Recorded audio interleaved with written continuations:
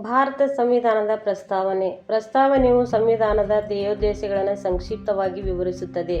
ಪ್ರಸ್ತಾವನೆಯನ್ನು ಸಂವಿಧಾನದ ಹೃದಯ ಎಂದು ಕರೆಯುವರು. ಪ್ರಸ್ತಾವನೆಯನ್ನು ರಾಜಕೀಯ ಜಾತಕ ಎಂದು ಕರೆದವರು ಕೆ.ಎಂ. ಮುನ್ಷಿಯವರು. ಪ್ರಸ್ತಾವನೆಯ ಪರಿಕಲ್ಪನೆಯನ್ನು ಅಮೆರಿಕ ಸಂವಿಧಾನದಿಂದ ಎರವಲು ಪಡೆಯಲಾಗಿದೆ. ಪ್ರಸ್ತಾವನೆ ನೀಡಿದವರು ಜವಾಹರಲಾಲ್ ನೆಹರು. ಯಾವಾಗ ನೀಡಿದರು? ಡಿಸೆಂಬರ್ 13, 1946ರಂದು. ಏನೆಂದು ನೀಡಿದರು? ಧ್ಯೇಯಗಳ ನಿರ್ಣಯ. ಯಾವಾಗ ಅಂಗೀಕಾರವಾಯಿತು? ಜನವರಿ 22, 1947. 1789 ಫ್ರೆಂಚ್ ಕ್ರಾಂತಿ. ಗಣರಾಜ್ಯ, ಸ್ವಾತಂತ್ರ್ಯ, ಸಮಾನತೆ, ಭ್ರಾತೃತ್ವ. 1917 ರಷ್ಯಾ ಕ್ರಾಂತಿ. ಸಾಮಾಜಿಕ ನ್ಯಾಯ. ಪ್ರಸ್ತಾವನೆ ಸಮಾಜವಾದಿ, ಜಾತ್ಯತೀತ, ಐಕ್ಯತೆ ಪದಗಳನ್ನು ಸೇರಿಸಿದ ವರ್ಷ 1976. 42ನೇ ತಿದ್ದುಪಡಿ.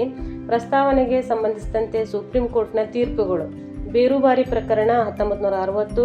ಪ್ರಸ್ತಾವನೆಯು ಸಂವಿಧಾನದ ಭಾಗವಲ್ಲ ಎಂದು ಹೇಳಿತು. ಕೇಶವಾನಂದ ಭಾರತಿ ಪ್ರಕರಣ ಪ್ರಸ್ತಾವನೆಯು ಸಂವಿಧಾನದ ಭಾಗ ಎಂದು ಹೇಳಿತು. LIC ಆಫ್ ಇಂಡಿಯಾ ಪ್ರಕರಣ 1995 ಪ್ರಸ್ತಾವನೆಯು ಸಂವಿಧಾನದ ಅವಿಭಾಜ್ಯ ಅಂಗ ಎಂದು ಹೇಳಿತು. ಪ್ರಸ್ತಾವನೆಯಲ್ಲಿರುವ ಪ್ರಮುಖ ಪದಗಳ ಅರ್ಥ. ಭಾರತದ ಪ್ರಜೆಗಳಾದ ನಾವು. ಭಾರತದ ಸಂವಿಧಾನವನ್ನು ರಚಿಸಿದವರು ಮತ್ತು ಅದನ್ನು ಅಳವಡಿಸಿಕೊಂಡವರು ಭಾರತದ ಪ್ರಜೆಗಳಾದ ನಾವು ಎಂದು ತಿಳಿಸುತ್ತದೆ.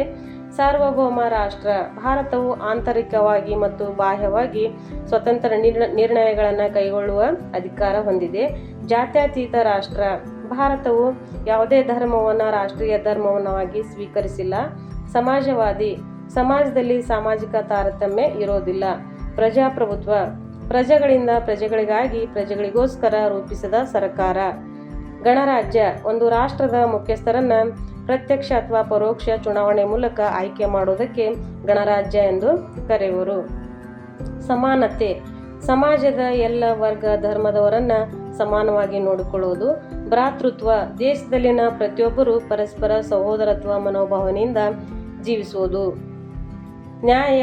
ಎಲ್ಲ ಜನರಿಗೂ ಸಾಮಾಜಿಕ, ಆರ್ಥಿಕ, ರಾಜಕೀಯ ನ್ಯಾಯವನ್ನು ಒದಗಿಸುವಂಥದ್ದು. ಈ ರೀತಿ ಸಂವಿಧಾನದ ಪ್ರಸ್ತಾವನೆಯಲ್ಲಿರುವ ಪ್ರಮುಖ ವಿಷಯಗಳು ಇವು. KS, IAS ಆಲ್ ಕಾಂಪಿಟೇಟಿವ್ ಎಕ್ಸಾಮ್ಗೆ ತುಂಬ ಇಂಪಾರ್ಟೆಂಟ್ ಆಗಿರುವಂಥ ನೋಟ್ಸ್ ಆಗಿದೆ. ಆದ್ದರಿಂದ ನನ್ನ ಚಾನಲ್ನ ಸಬ್ಸ್ಕ್ರೈಬ್ ಮಾಡ್ಕೊಂಡು ನೋಡ್ರಿ. Thank you.